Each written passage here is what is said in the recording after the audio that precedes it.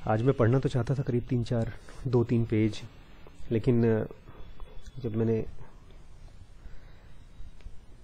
जिस जगह पे मैंने सोचा आज मैं पढ़ाऊँगा, बताऊँगा, तब मुझे लगा कि यार अगर ये कवर हो जाए तो बहुत से लोगों का, बहुत जन्मों का तपस्या सफल हो जाएगा।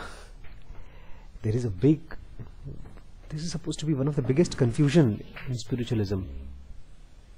एक तो ये कि स्पिरिचुअलिज्म में बहुत लोग इंटरेस्टेड होते नहीं हैं, ज़्यादातर लोग मटेरियलिज्म में इंटरेस्टेड रहते हैं, और जो लोग भी इंटरेस्टेड रहते हैं वो भी बेचारे बहुत परेशान रहते हैं, बिकॉज आज की चीज़ जो हम समझने वाले हैं वो कुछ ऐसी चीज़ है, अगर वो नहीं क्लियर हुई तो हम गोल गोल घूमते रहेंगे बहुत सालों तक।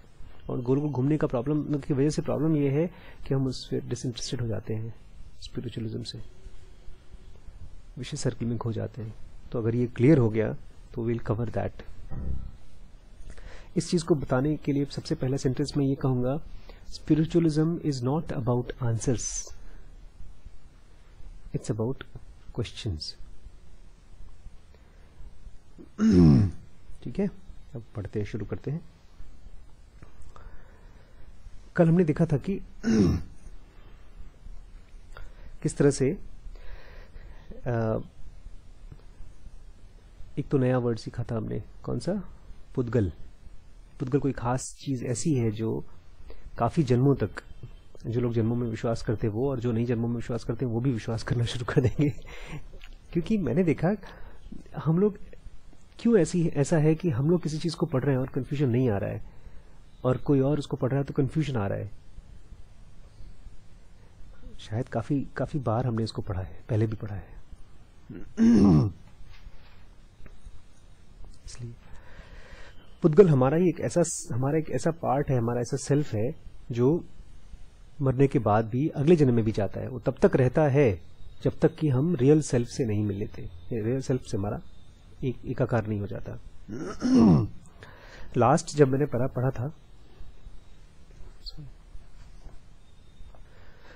उसमें हमने सेल्फ के बारे में खूब बड़ी बड़ी बात बोली थी, लास्ट पैराग्राफ में, लास्ट सेंटेंस में, कि जो रियल सेल्फ होता है वो डीप होता है, इमेजरेबल होता है, अनफैथमेबल लाइक एन ओशन। और जब मैंने कल वीडियो में उसकी फोटो डाली थी तो मैंने यूनिवर्स की फोटो डाली थी, क्योंकि समुद्र से भी ज्यादा गहरा यूनिवर्स है। एक प्रैक्टिकल प्रॉब्लम है। प्रैक्टिकल प्रॉब्लम तो समझते हैं ना? प्रैक्टिकल प्रॉब्लम मतलब जो हर किसी को ही आएगी। The most important practical consequence of the inability to cognize real is this. Real जो है उनके हिसाब से ये सब चीज अनरियल है दुनिया में, बुद्ध के हिसाब से। हमारे हिसाब से नहीं है, हमारे हिसाब से सब कुछ सच है, रियल है। आज एक खास चीज हुई मेरे मन में। मैं एक आदमी को देख रहा था कि सिगरेट पीते हुए जा रहा था साइकिल पे, और मैं बाइक पे था। तो जैसे ही उसका धुआं निकला तो हवा में तुरंत एब्जॉर्ब हो गया। तो ये धुआं रियल है कि अनरियल है? है तो रियल, पर कितनी जल्दी खत्म हो गया। तो मुझे लगा सोर्स ऑफ धुआं कहाँ है? उसके सिगरेट से। तो खैर डेफिनेशन अब क्लियर हो चुका है कि रियल बुद्ध के हिसाब से वो सब चीजें हैं जो दिखती हैं, और जो चीज दिखती है वो तो खत्म हो ही जाएंगी, आज नहीं तो कल, कल नहीं तो कुछ सालों में, 1000 सालों में, चाहे 10 सालों में, बट खत्म हो जाएंगी। लेकिन जो चीज रियल है जिसको हम कॉग्नाइज नहीं कर सकते, उसको समझने के लिए एक बड़ी प्रैक्टिकल प्रॉब्लम है। वो ये है, as the real self is entirely incognizable. Real self पूरी तरह से क्या है? इनकॉग्नाइजेबल। इनकॉग्नाइजेबल मतलब उसको हम आंख, नाक, कान से देख नहीं सकते। देन द क्वेश्चन, तभी हमने जो क्वेश्चन पूछा है ना, व्हाट एम आई, मैं क्या हूं? व्हाट इज दिस अत्ता, अत्ता मतलब मैं, ये अत्ता क्या है जो है? इज इन प्रिंसिपल मीनिंगलेस, ये सवाल ही अपने आप में मीनिंगलेस है। मीनिंगलेस समझते हैं? इससे कहीं पहुंचने वाले नहीं है, जबकि सारे गुरु यही बोलते हैं, खुद को जानो, खुद को जानो। क्यों मीनिंगलेस है ये सवाल? एज द क्वेश्चन प्रिज्यूम्स, क्योंकि इस क्वेश्चन के पीछे ये माना जा रहा है दैट अत्ता lies with in the realm of cognisable, कि जो भी चीज, जब मैं सवाल पूछता हूं यार कि मैं क्या हूं, ये क्या वर्ड या मैं वर्ड, उसमें एक इमेज बनती है ना मन में। कोई ऐसी चीज को देख सकते हैं, किसको महसूस कर सकते हैं, सोच सकते हैं, कुछ कुछ तो है। तो ये प्रिजम्पशन इस सवाल की शुरुआत में ही है। मैं आपको एक एग्जांपल देता हूँ इसको, थोड़ा सा, it's not very good example. हमारी एक रिलेटिव है बम्बई में, वो जब किसी झूठे आदमी को पकड़ना चाहती थी, हम लोग बचपन में झूठ हम लोग का पकड़ना चाहती थी, हमसे कुछ बात उगलवाना चाहती थी और उनको नहीं मालूम था कि ये बात हुई है भी कि नहीं हुई है। जैसे अगर उनको ये मालूम करना है कि मेरी मम्मी मार्केट गई है कि नहीं गई है, या गई थी कि नहीं गई थी, तो ये नहीं पूछती थी कि मार्केट गई थी कि नहीं गई थी। वो मुझसे ये नहीं बोलती थी कि आशीष बताओ तुम्हारी मम्मी मार्केट गई थी कल ना, ये नहीं पूछती थी। वो ये सवाल थोड़ा सा और आगे बढ़ा के पूछती थी मम्मी क्या क्या लेकर आई कल। तो मैं फंस जाता था भाई इसका मुझे ये पहले से मालूम होता, लगता था कि उनको मालूम है मम्मी गई हैं, अब मैं उनको बता सकता हूँ। और अगर नहीं गई होंगी तो फिर ऑब्वियसली नहीं गई है तो मैं बोल दूंगा कहाँ कल गई थी क्या, ऐसे कुछ होगा। तो जब वो सवाल उठाती थी कि मम्मी कल क्या क्या खरीद के लेकर आई मार्केट से, there is a presumption in her mind that she has gone to. ऐसे इस क्वेश्चन में जब कोई पूछता है कि मैं क्या हूं, what am I, what is this अत्ता, इसमें एक प्रिजम्पशन है दैट अत्ता lies within the realm of cognizable and therefore capable of being discovered। हम ये मान के चलते हैं कि कोई चीज है जो दिखती है या देखी जा सकती है और इसलिए उसको हम डिस्कवर करते हैं जब कोई पूछता है कि मैं क्या हूं। But it is basic to the teaching of Buddha that our kernel, the atta, cannot be grasped by the meaning of cognition and especially that it cannot consist in thought। और बुद्धा ये साफ साफ मान लेते हैं कि जो अत्ता है, जो हम हैं, वो इसमें नहीं मिलेगा जहां पर ये चीजें हम कॉग्नाइज कर सकते हैं, देख सकते हैं, महसूस कर सकते हैं। थॉट्स में भी नहीं होता वो। Nor be the nature of cognition he reached this conclusion. अच्छा, एक बड़ी खास चीज है, हम लोग कल से परसों से हम लोग बिलीफ पर फंसे हुए हैं। एक भैया को तो he is very thankful that we discussed this belief issue कि कृष्णमूर्ति बोलते हैं एक्सेप्ट मत करो, किसी की बिलीफ को मत, किसी को बिलीव बना के मत चलो, और ये तो बोल रहे हैं बिलीव करो। अभी भी आज भी एक भाई साहब ने कंफ्यूजन को थोड़ा सा क्लियर करने की कोशिश की है। इस पर मैं कुछ खास बोलना चाहता हूं। जब मैंने कृष्णमूर्ति को पढ़ा या पढ़ रहा हूं, पता है अंडरस्टैंडिंग कैसे होती है? Understanding is never positive, it is always negative. कैसे? मान लीजिए मैं कुछ सेंटेंस पढ़ता हूं, कोई किसी की बात सुनता हूं, उस सुनने के बाद वो शब्द, वो सेंटेंस मेरे दिमाग में जाते हैं और वो दिमाग में जाकर के मेरे दिमाग में क्लैरिटी बनता है या तो अंडरस्टैंडिंग बनता है। ठीक है? कृष्णमूर्ति ने कहा डोंट एक्सेप्ट एनीवन। ये शब्द मैंने सुने और ये शब्द मेरे ब्रेन में जाकर के एक तरह का समझ बनी। ठीक, अब वो समझ मेरी हो गई, अब मैं क्लियर हो गया। जैसे मुझे किसी ने कह दिया कि आपने खाया और ये मिठास है। अब मैं कहता हूं एक्सेप्ट एंड एक्सेप्ट थरली, या तो सहर कहते हैं एक्सेप्ट एंड एक्सेप्ट थरली। अब अगर मेरा एक्सपीरियंस नहीं है, ये मेरी क्लैरिटी नहीं है, खाली शब्द की तरह मेरे दिमाग में गूंज रहा है, किसी ने कुछ कहा और मैं सुन करके उसको शब्दों में ही घूम रहा हूं, तो जैसे ही मैंने एक्सेप्ट वर्ड सुना, पीछे का शब्द बाहर घूमने लगेगा और ये वाले शब्द के साथ फाइट करेगा, और इसी को हम बोलते हैं confusion. Clarity is when you hear something and you wait and then there is a release, there is a feeling of freedom, you know something. That feeling of freedom is negative kind of experience. Because you wait, you don't approach it. अभी मैं इसको जब पढ़ता हूँ ना, आजकल की जो बुक्स पढ़ रहे हैं, जो बुक पढ़ रहे हैं कॉन्क्वेस्ट ऑफ सफरिंग, ये बहुत मुश्किल बुक है। तो मैंने देखा कि मैं कैसे इसको समझ पा रहा हूँ या कैसे मैं समझने, मेरा तरीका क्या है समझने का।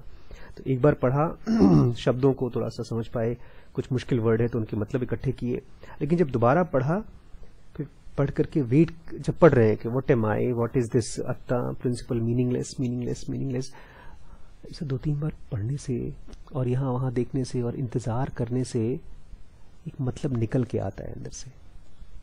वो निकल के क्या आता है? That is clarity. That happens because of waiting with few sentences, waiting with few insights. अगर वो इनसाइट नहीं आ रही है तो we have to learn to wait. अब गौतम बुद्ध कह रहे हैं कि थॉट्स में आपको सेल्फ नहीं मिल सकता, जो भी चीज आप देख रहे हो उसमें आपको सेल्फ नहीं मिल सकता। ही रीच्ड, और ये उनको कैसे मालूम पड़ा ये चीज? ये क्वेश्चन बड़ा इंपॉर्टेंट है। अगर ये टैकल नहीं कर रहे हैं, हम लोग ये नहीं समझ पा रहे हैं, तो गौतम बुद्ध या तो कोई भी गुरु हमारा अथॉरिटी बन जाएगा। कैसे पहुंचे होंगे गौतम बुद्ध इस कंक्लूजन तक कि कॉग्निशन में जो भी चीज देख रहे हैं, थॉट्स में या किसी और चीज में हमको हमारा सेल्फ नहीं मिलेगा? ये गौतम बुद्ध को कैसे मालूम पड़ा होगा? क्या उन्होंने कहीं पढ़ा या उनको किसी गुरु ने बताया?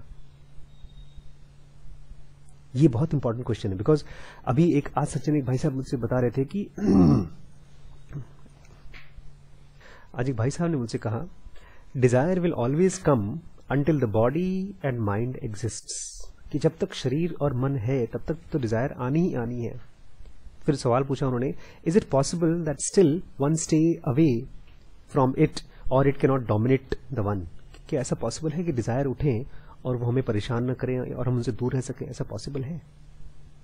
और फर्स्ट सेंटेंस उन्होंने ये बोला कि जब तक शरीर और बॉडी है तब तक तो डिजायर आएगी ही आएगी। यहां पर गौतम बुद्ध या तो कृष्णमूर्ति क्वेश्चन से जो आदमी क्वेश्चन पूछ रहा है उससे थोड़ा सा अलग है।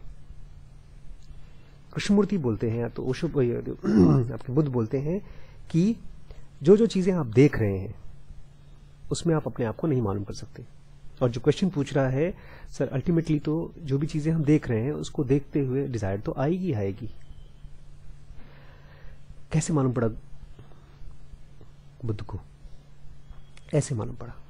अगला सेंटेंस बताएगा, Buddha reached this conclusion because he found all cognitions, especially all thinking, to be conditioned by the organs of cognition which are obviously alien to us. He worked really hard inside his mind, like Socrates or like Patanjali. ये नाम बड़े बड़े नहीं है. These are the people who didn't even dedicate. They had no other thing. This was, जैसे कृष्णमूर्ति बोलते हैं, I was born for this. तो ये लोग ने पूरी जिंदगी इसी पर काम किया, अपने माइंड पर, ये क्या है, इसको कैसे जाना जा सकता है, और बहुत दूर दूर तक दिमाग में गए, बहुत दूर दूर तक थॉट्स में, फीलिंग्स में जाकर देखा, उसको ऑब्जर्व किया, इतनी जल्दी मान नहीं लिया। तो ये कैसे इस कंक्लूजन पर आए? क्योंकि उन्होंने देखा, कोशिश की, खोजा। दस द मैन हु थिंक्स, जो आदमी ये कहता है व्हाट एम आई, जब वो ये कहता है कि मैं क्या हूं, मस्ट लैंड इन कल्डेसैक। कल्डेसैक एक बड़ा खास वर्ड है, शायद फ्रेंच वर्ड है, और बहुत से लोग तो इस कल्डेसैक में पहुंचते भी नहीं। कल्डेसैक मतलब होता है डेड एंड, ऐसा गलियारा जिसका कोई अंत नहीं है, कोई और रास्ता कहीं बाहर निकल के जाता नहीं, आप कहीं आगे नहीं बढ़ पाते। माइंड में जब कल्डेसैक में पहुंचेंगे आप, तो इसका मतलब यह है कि आपने किसी चीज को बहुत हद तक, बहुत दूर तक ले लिया है सवाल। अब आमतौर पे क्या होता है, आदमी जब ये पूछता है कि मैं क्या हूं, तो वो कोई करियर खोजता है, या कोई मोहब्बत खोजता है, प्यार मोहब्बत, या कोई शौक खोजता है, और उसमें अपने आप को खो देता है और कहता है मैं मेरा संगीत हूं, या तो मैं अपना मोहब्बत हूं, या तो मैं मेरा करियर हूं। और आमतौर पे आदमी इसी में अपने आप को खो देते हैं। लेकिन जब बुद्ध जैसे लोग अपने आप के बारे में मालूम कर रहे हैं, मैं क्या हूं, मैं क्या हूं, और उनको आंसर नहीं आ रहा है, तो he reached a cul-de-sac. Cul-de-sac is a dead end. He could not find what he did all the yogas. He did all those जो आपके महावीर करते थे, खूब उपवास करते थे, ये सब करने के बावजूद उनको अपने बारे में नहीं एहसास लगा कि मैं हूं ये। तो कहां पहुंच गए? कल्डेसैक में. The right way to at least step out on a highway. अब अगर उसमें से निकल के एक हाईवे पे जाना हो ताकि आगे बढ़ सकें, तो क्या है ये? तब बुद्ध ने फिर भी गिव अप नहीं किया होगा, तो निकले और उन्होंने रास्ता खोजा. क्या था? The right way to at least step out on a highway that might lead to our desired goal. हम आखिर आजाद तो होना ही चाहते हैं, मालूम तो करना ही चाहते हैं हम सेल्फ क्या है. तो तरीका क्या था?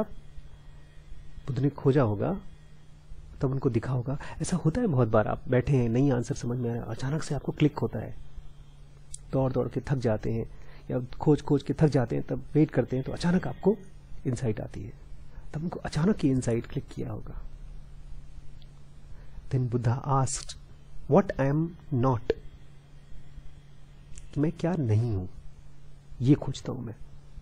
सवाल को दूसरे तरीके से पूछा उन्होंने, what am I not, what is not my self, मैं क्या क्या चीजों में नहीं हूं, ये तरीका अपना के देखते हैं। In short, we must ask not what is atta, हमको ये नहीं पूछना चाहिए कि आत्मा क्या है या तो सेल्फ क्या है, ये नहीं पूछना चाहिए, हमको पूछना चाहिए व्हाट इज अनत्ता, ये क्या क्या चीजें मैं नहीं हूं। This is clearly only possible approach to this most important and subtle of all problems. ये most important problem है और जितनी भी problems हम दुनिया में face करेंगे उन सबसे ज्यादा सूक्ष्म problem है, subtle problem है। As soon as anything cognizable inside or outside of me arouses even the merest thought of myself, then I have evidence that I have brought into relationship with myself and thereby to my will, whether in the form of inclination or disinclination. अब आपने सवाल ये पूछा, ठीक है, जो भी चीजें आसपास दिख रही हैं उनसे मेरा कोई ताल्लुक नहीं है। जब ताल्लुक नहीं है, आपने मान लिया मेरा कोई ताल्लुक नहीं है, तो मुझे उनसे दुख या सुख नहीं मिलना चाहिए, ठीक है। अब भाई किसी महान आदमी ने कहा है, बुद्ध ने कहा कि आपका बॉडी, चलो आपका बॉडी तो फिलहाल आप है, लेकिन आपके जो थॉट्स हैं या तो आपके आसपास की चीजें हैं, ये सब तुम्हारा है नहीं, ये सब झूठ है, खत्म हो जाएगा। देखिए अभी तो फिर मैं आपको बोल रहा हूं तो इतना जल्दी खत्म नहीं होगा, लेकिन अचानक से आप ये एक छोटा सा एग्जांपल थॉट के लेवल पे एक्सपेरिमेंट करिए। आपने 20 रुपए का टोपी खरीदा, तो खरीदने से पहले आपको उस टोपी के खराब होने पर कुछ फर्क पड़ेगा या खरीदने के बाद? ऑब्वियसली खरीदने के बाद, क्योंकि अब वो आपका हो गया। और फिर आपने उसको किसी को बेच दिया, तो क्या वो फीलिंग फिर से कायम रहेगी? थोड़ी कम हो जाएगी, लगेगा कि हमारा था, लेकिन फिर भी कम हो जाएगी। कम से कम ये फीलिंग रहेगा, अच्छा हुआ हमको, हमारे पास नहीं है, वो खराब हो गया तो ठीक।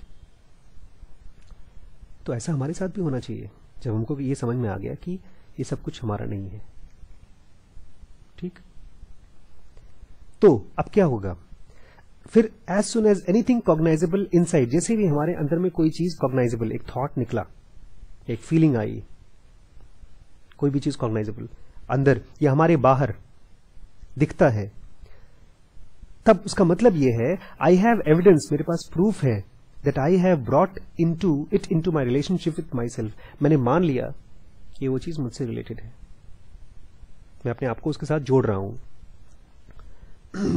And thereby to my will, और इसका मतलब यह है कि मैं उसको अपने चाहत से जोड़ रहा हूं, in the form of inclination और डिसइंक्लिनेशन। मेरे बगल में एक बच्चा बैठा है, एक लड़का बैठा है, ठीक है, वो बहुत अच्छा बच्चा है, पढ़ रहा है, लेकिन तब तक से अचानक से मुझे मालूम पड़ता है वो बच्चा पढ़ नहीं रहा है, वो ड्राइंग कर रहा है। अब मुझे गुस्सा आएगा या खुशी हो, या मैं खुश हूंगा? अगर गुस्सा आया, इसका मतलब मैं उस बच्चे से अपने आप को जोड़कर देख रहा हूं। नहीं तो बहुत से बच्चे हैं दुनिया में, स्कूल में भी देखता हूं मैं बच्चे, और अगर मुझे खुशी भी हो रही है तब भी मैं अपने आप को उस बच्चे से जोड़ रहा हूं। इसका मतलब मैं सुन तो रहा हूं बुद्ध को कि जो भी चीज कॉग्नाइजेबल है वो मैं नहीं हूं, लेकिन मेरे अंदर में अभी भी हलचल हो रही है।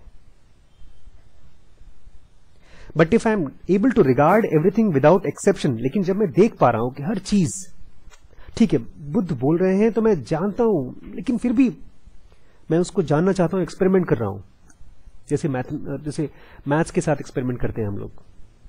भाई एक बार में फॉर्मूला नहीं आता, एक बार में हम टेबल नहीं याद कर पाते, बार बार रटते हैं तब जाके याद कर पाते हैं एक सिस्टम। ऐसे ही अब बुद्ध बोल रहे हैं तो देखूं, मैं चेक करूं कि जो चीज खराब होने वाली है वो मेरा नहीं है, मैं अपने आप को देख करके बता रहा हूं कि ये खराब हो जाएगी, तो ये सच नहीं है एक लेवल पे।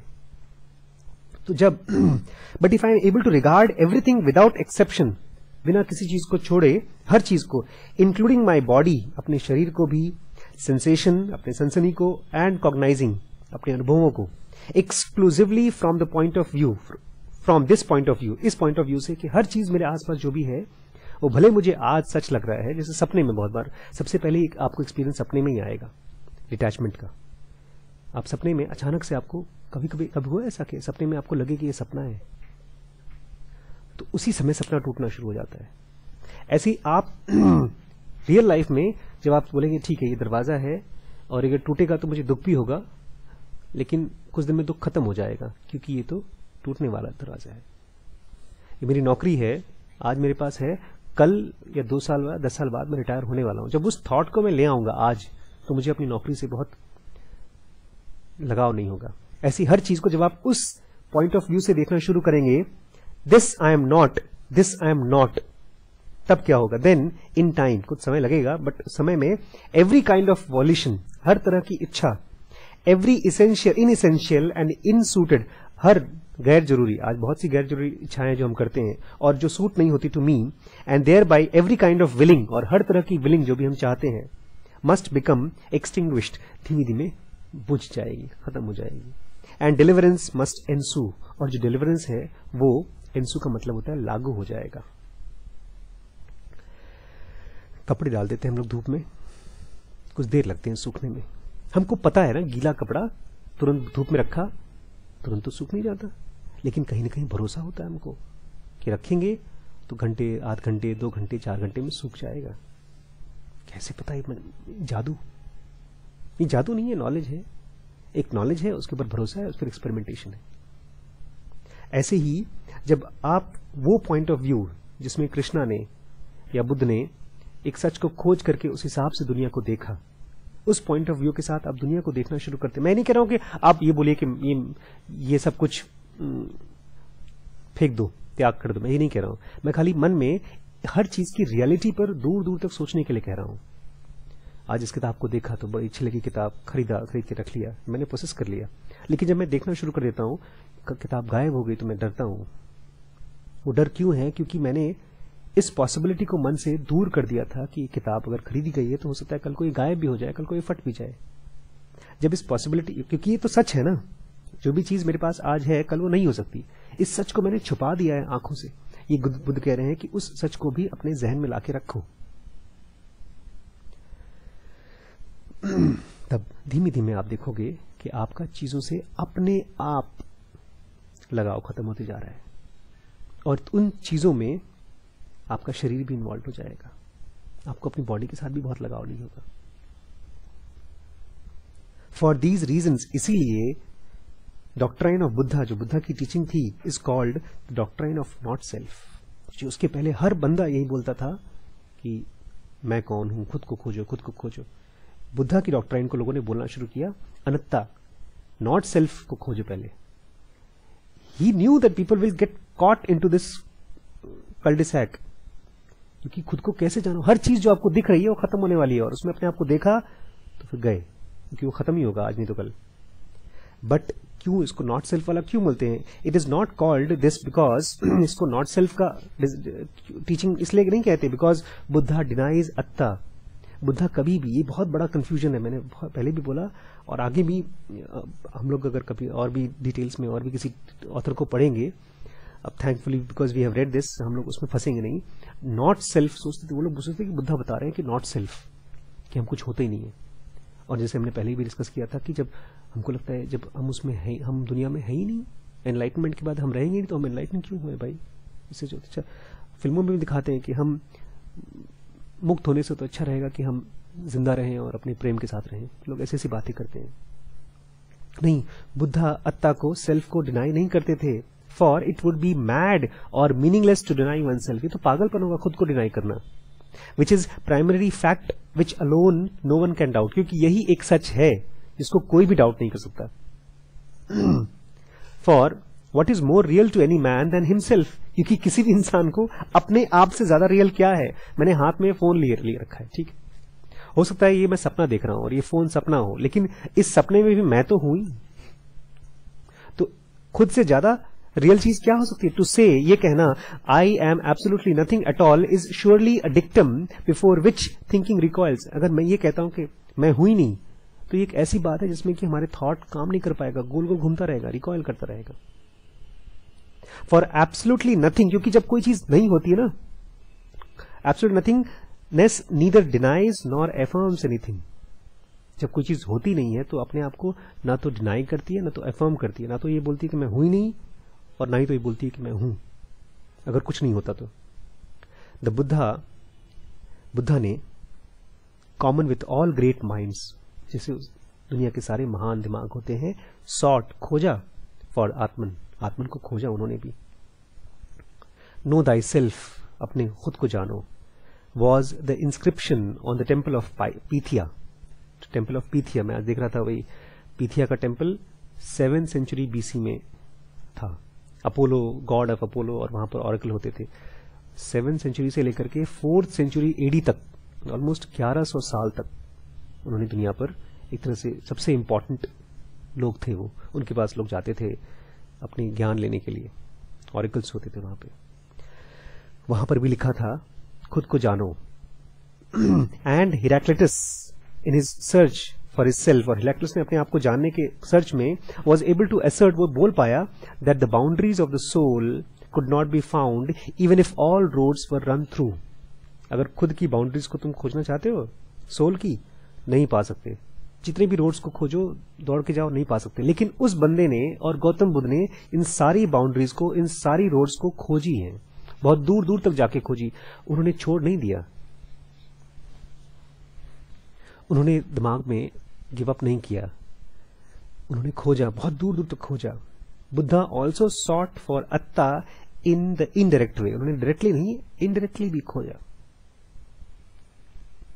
He removed from अत्ता all that it is not, उन्होंने जब समझ में नहीं आया उनको कि मैं क्या हूं, मैं क्या हूं, तो उन्होंने इस तरह से उल्टा करके जो चीज अत्ता नहीं है उसको हटाना शुरू किया।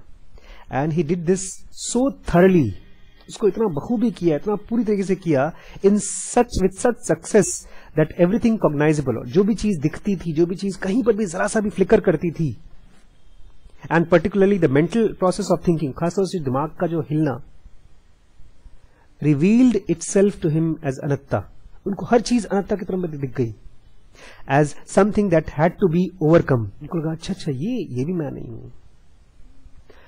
एक जगह पर ओशो ने इस डिफरेंस को जाहिर किया है कि Gautam Buddha was more thorough than Jesus Christ. Gautam Buddha जब ऑब्जर्व कर रहे थे तो उनको जो लास्ट एक्सपीरियंस एनलाइटमेंट के पहले आया, और जो अब पता नहीं वो बोल रहे थे सच है कि नहीं, और जीसस क्राइस्ट को जो सूली पर चढ़े थे उस समय कहते हैं उनको एनलाइटमेंट आया। तो उन्होंने कहा कि ईश्वर से, जीसस ने कहा कि ऐसा क्यों कर रहे हो मेरे साथ, तब एक तरह की कंप्लेन आई। फिर उन्होंने बोला कोई बात नहीं, उनको माफ कर दो। He still considered these things as real and the pain as real, और एटलीस्ट पेन था तो रियल तो था ही, but in the mind he forgive them. And Buddha, उनको जो भी थॉट आया, बोलता था मैं तुम्हें गॉड बना दूंगा, he just kept on, he never said anything in the mind, he just kept on looking at every thought, every volition, anything cognizable for him was unreal। उनके लिए तो ईश्वर की आवाज आती होगी तो रियल होता होगा, जीसस के लिए, बुद्धा के लिए तो ईश्वर की आवाज भी झूठ।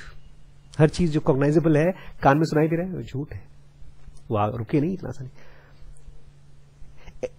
And he did it so thoroughly with such success that everything cognizable and particularly mental and the process of thinking revealed, उसने फिर अपने आप को दिखाना शुरू किया, itself to him as anatta, हर चीज उनको अनत्ता की तरह कि ये मैं नहीं हूं दिखना शुरू कर दिया, as something that had to be overcome।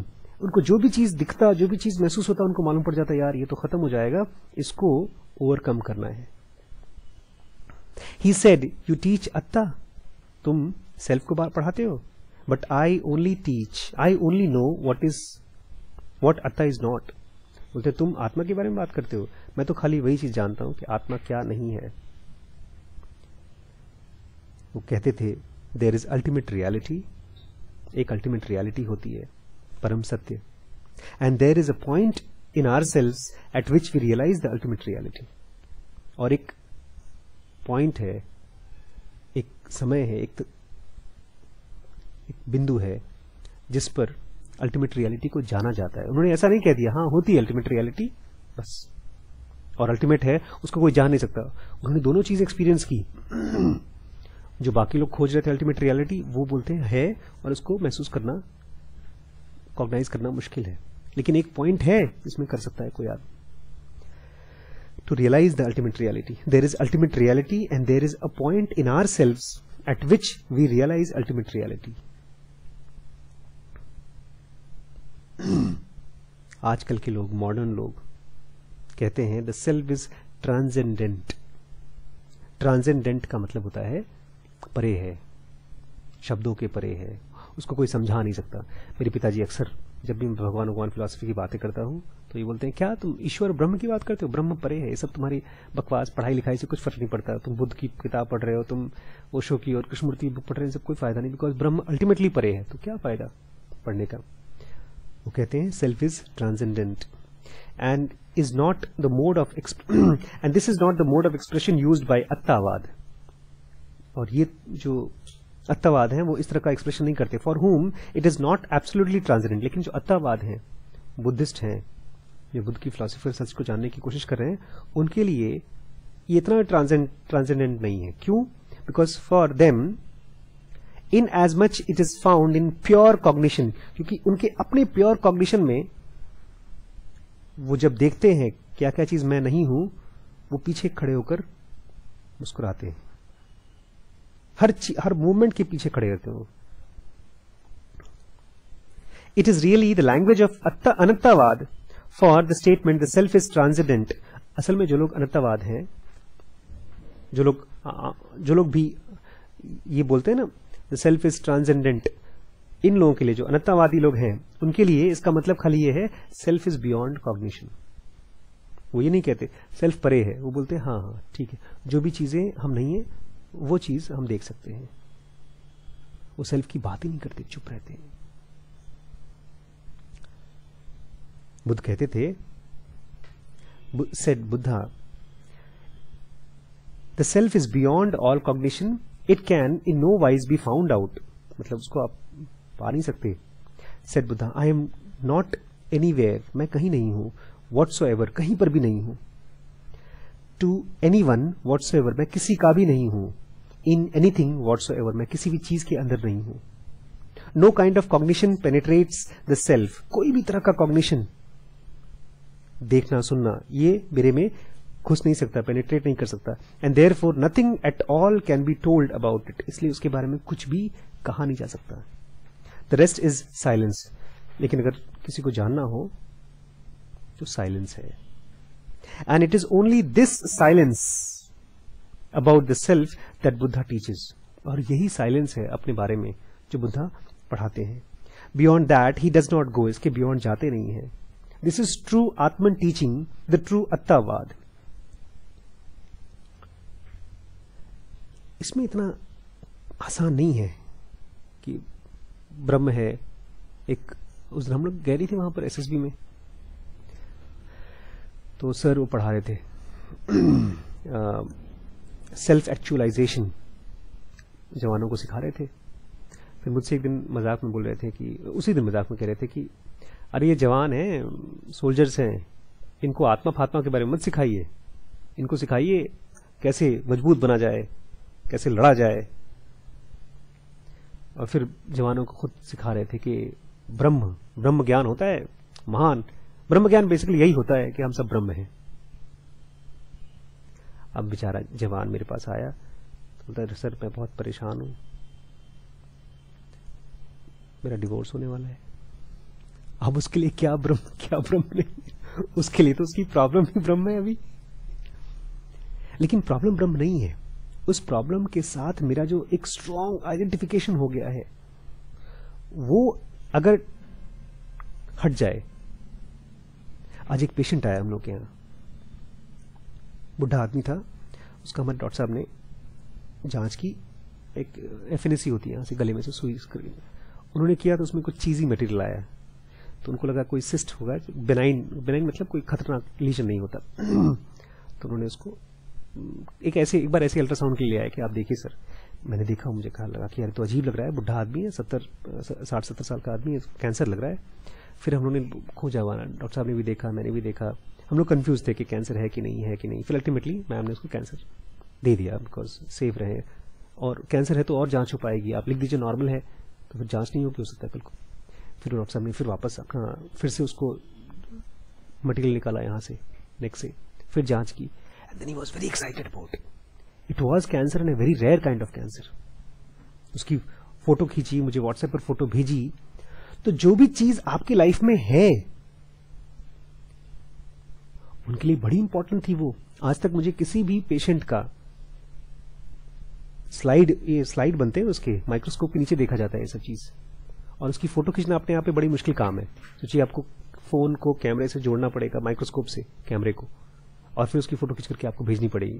हालांकि अब तो गैजेट आ गए उसके, हमारे माइक्रोस्कोप भी ऐसे आ गए, फोटो खींच सकते हैं डायरेक्टली कंप्यूटर में।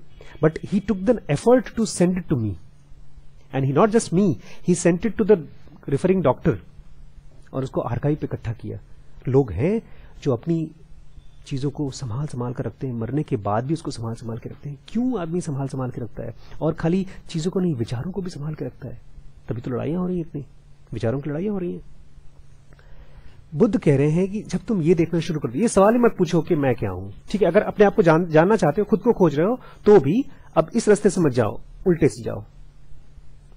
अब ये पूछो कि ठीक है, मैं अपने आप को, बैकग्राउंड में क्वेश्चन यही है कि मैं क्या हूं, लेकिन अब मैं उसको ऐसे पूछता हूं। एक फॉर्मूला बनाया उन्होंने कि मैं जो चीज खत्म हो सकती है वो मैं नहीं हूं, वो मैं नहीं हूं। और इसके बाद भी क्या कुछ बचा है, वो यही चेक कर रहे थे। बिकॉज जब उन्होंने देखा था ना किसी को मरते हुए, बुढ़े को मरते हुए, चोर को मरते हुए, सॉरी बीमार को मरते हुए, बुढ़े को और बीमार को, और एक किसको देखा था, 3-4 लोगों को देखा था ना, एक बूढ़े को देखा था, एक बीमार को देखा था, एक डेड बॉडी को देखा था। 3 चीजें देखी थी। तो उनको देखकर डर लगा कि मेरे साथ भी ये हो जाएगा। तो उसी रात को घर छोड़ के भाग गए, साधु बन गए।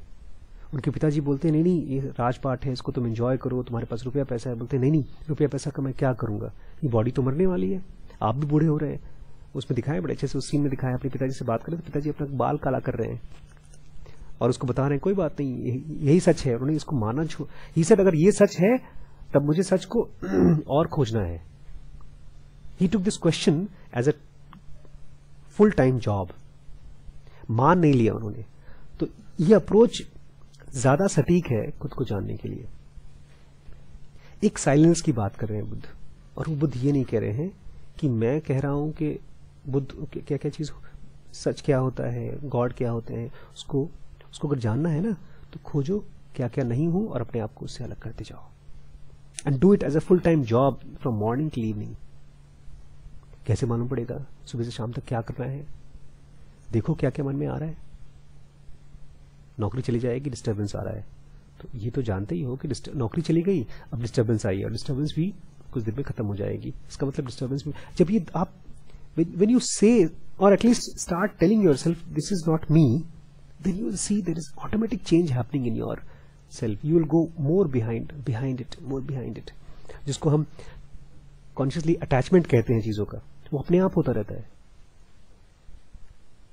वो खत्म हो जाएगा। और जब अटैचमेंट नहीं होता, then there is a natural flow of our consciousness backwards. Last में इन उपनिषद में कहा गया है which in their grandeur